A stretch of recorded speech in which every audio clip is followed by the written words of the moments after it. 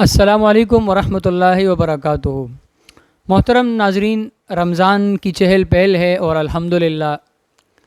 مسجدیں بھی بھری ہوئی ہیں، اور آپ نے نوٹ کیا ہوگا کہ تراویح میں پہلے عشرے میں لوگ جتنے ہوتے ہیں، پھر دوسرے عشرے میں اس سے کم ہوتے جاتے ہیں، پھر آخر میں اسٹیپ بائی اسٹیپ لوگ کم ہونا شروع ہوتے ہیں۔ تو سب سے پہلی گزارش تو یہ ہے کہ تراویح پڑھنا اور تراویح میں قرآن سننا، ایک سنت یہ ہے کہ تراویح میں قرآن سنا جائے، چاہے وہ 10 دن میں ختم قرآن ہو، 15 دن میں ہو، 25 میں ہو یا 27 میں ہو، یہ ایک الگ سنت ہے۔ اور آخر رمضان تک، یعنی پہلی تراویح سے لے کر آخری تراویح تک، وہ 29ویں ہو یا 30ویں ہو، یہ تراویح تمام تر پڑھنا یہ الگ سنت ہے۔ تو گویا کہ تراویح کے اندر دو سنتیں ہیں، ایک قرآن کا سننا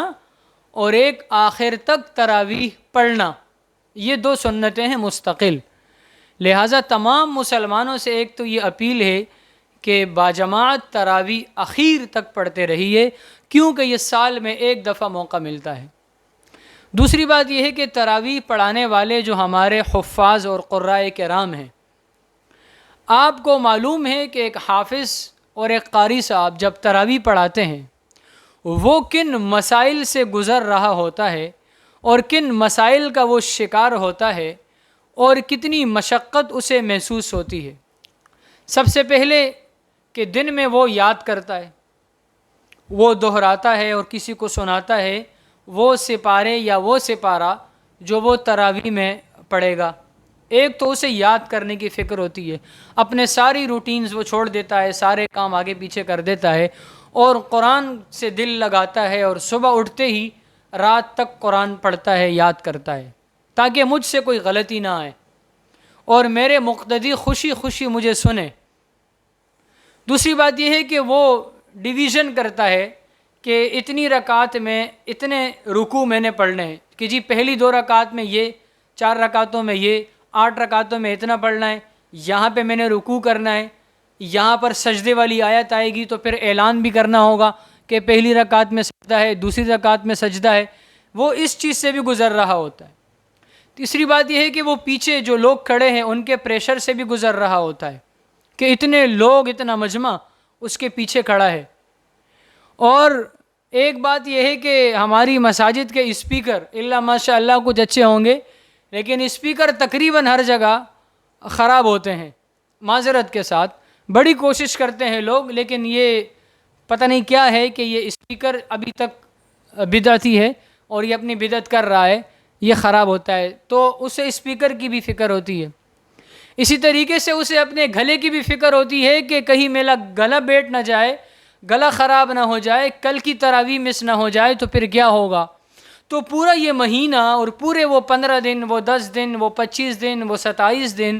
جن میں وہ قرآن کو مکمل کرے گا، وہ جہاں اللہ تعالیٰ کی رحمتیں سمیٹ رہا ہے، نیکیاں حاصل کر رہا ہے، وہاں اسے بڑی محنت اور مشقت بھی کرنا پڑ رہی ہے۔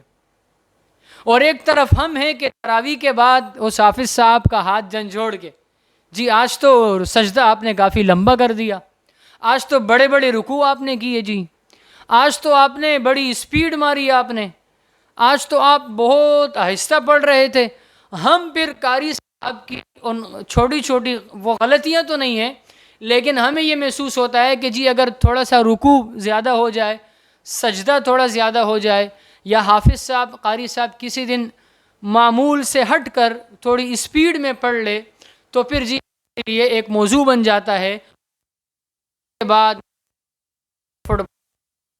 قاری صاحب کی بھی جی آج تو اچھا پڑھا، آج تو اتنا پڑھا، آج تو اتنی غلطیاں آئیں، آج تو بڑا تیز پڑھا۔ بھائی ان باتوں سے گریز کیجیے، وہ مشین نہیں ہے، وہ انسان ہے،